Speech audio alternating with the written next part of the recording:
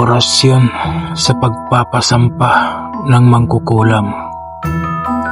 Kung ikaw ay isang manggagamot at nasa araw ka ng kumbate o labanang espiritual, gawin mo ang dasal na ito bago mo umpisahan. Tawagin ang mangkukulam. Diyos na makapangyarihan sa lahat, tagagawa ng langit at lupa, ako ay iyong pahintulutan na tawagin ko ang mangkukulam na ito na gumagambala sa aking pasyente upang siya ay managot sa ilalim ng iyong espiritual na kapangyarihan. Naway balutin mo ako ng iyong banal na dugo upang walang makapanakit sa akin na kampo ng kasamaan. Amen.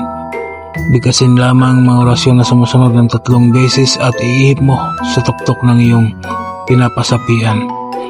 Sa torari puti nito perarotas, kilod mong siyer noga, kilod mong siyer noga, kilod mong siyer noga. Amen. Gawin ito sa araw ng iyong pagpapasapi. Maraming salamat sa mga tao na naniniwala at tumangkilik sa mga binahagi kong kaalaman.